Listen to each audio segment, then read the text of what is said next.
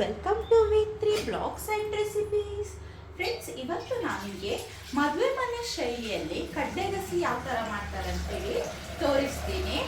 ಫಸ್ಟಿಗೆ ಇಲ್ಲಿ ನಾನು ರಾತ್ರಿನೇ ಕಡಲೆನ ನೆನೆ ಹಾಕಿ ಇಟ್ಟಿದ್ದೀನಿ. ಇದನ್ನು ಇವಾಗ ಕುಕ್ಕರ್ಗೆ ಹಾಕ್ಕೊಳ್ತಾ ಇದ್ದೀನಿ. ಇದಕ್ಕೆ ಸ್ವಲ್ಪ ನೀರನ್ನು ಹಾಕ್ಕೊಳ್ಬೇಕು.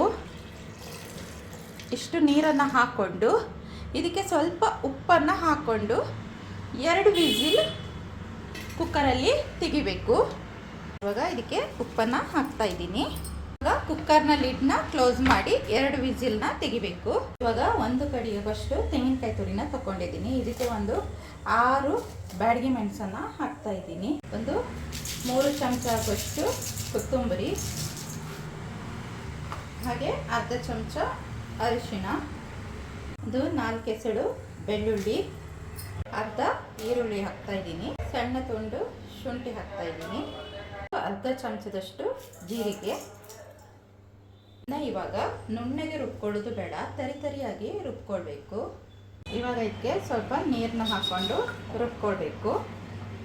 ಇವಾಗ ಆಲೂಗಡ್ಡೆನ ಸಿಪ್ಪೆನ ತೆಗೆದ್ಬಿಟ್ಟು ಚಿಕ್ಕದು ಪೀಸ್ ಮಾಡ್ಕೊಳ್ಬೇಕು. ಈ ಥರ ಚಿಕ್ಕ ಪೀಸ್ ಮಾಡ್ಕೊಳ್ಬೇಕು.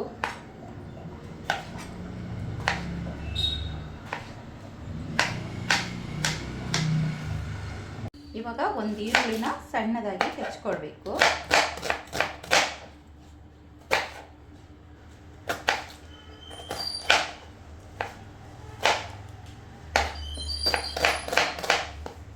ಇವಾಗ ಬೇಯಿಸಿದ ಕಡಲೆಗೆ ಈರುಳ್ಳಿ ಹಾಗೆ ಸಣ್ಣದಾಗಿ ಹೆಚ್ಚಿಕೊಂಡಂತಹ ಆಲೂಗಡ್ಡೆನ ಹಾಕಬೇಕು.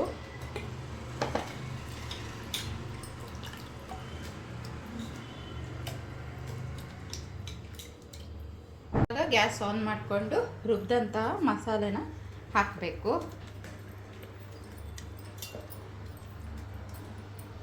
ನೋಡ್ಕೊಳ್ಳಿ, ನಾನು ತರಿಯಾಗಿ ರುಬ್ಬಿದ್ದೀನಿ, ನುಣ್ಣಗೆ ರುಬ್ಬಲಿಲ್ಲ. ಚೆನ್ನಾಗಿ ಮಿಕ್ಸ್ ಮಾಡಿಕೊಳ್ಬೇಕು. ಎಷ್ಟು ನೀರು ಬೇಕು ನೋಡಿ ಅಷ್ಟು ನೀರನ್ನು ಹಾಕ್ಕೊಳ್ಳಿ. ಜಾಸ್ತಿ ನೀರು ಹಾಕ್ಕೊಳ್ಳೋದು ಬೇಡ, ಯಾಕಂದರೆ ಇದು ಗಸಿ, ಹಾಗಾಗಿ ತೆಳ್ಳಗಾದರೆ ಒಳ್ಳೆಯದಾಗೋದಿಲ್ಲ. ನೋಡಿ, ಇಷ್ಟು ನೀರು ಸಾಕು. ಇವಾಗ ಇದು ಚೆನ್ನಾಗಿ ಕುದಿಬೇಕು. ಕಡಲೆ ಬೇಯುವಾಗ ಸ್ವಲ್ಪ ಉಪ್ಪು ಹಾಕಿದ್ವಲ್ಲ, ಇವಾಗ ಒಂದು ಸ್ವಲ್ಪ ರುಚಿಗೆ ತಕ್ಕಷ್ಟು ಉಪ್ಪನ್ನು ಹಾಕಬೇಕು. ಇವಾಗ ಇದಕ್ಕೆ ಸ್ವಲ್ಪ ಕರಿಬೇವು ಸೊಪ್ಪು ಹಾಕಬೇಕು. ನೋಡಿ, ಮದುವೆ ಮನೆ ಶೈಲಿ ಕಡಲೆಗಸಿ ರೆಡಿ ಆಯಿತು ನೋಡಿ. ತುಂಬ ಸಖತ್ತಾಗಿರುತ್ತೆ ಇದು. ಚಪಾತಿ ಜೊತೆನೂ ತುಂಬ ಚೆನ್ನಾಗಿರುತ್ತೆ. ಪೂರಿ, ಚಪಾತಿ, ಅನ್ನ ತುಂಬ ಚೆನ್ನಾಗಿರುತ್ತೆ ಇದು.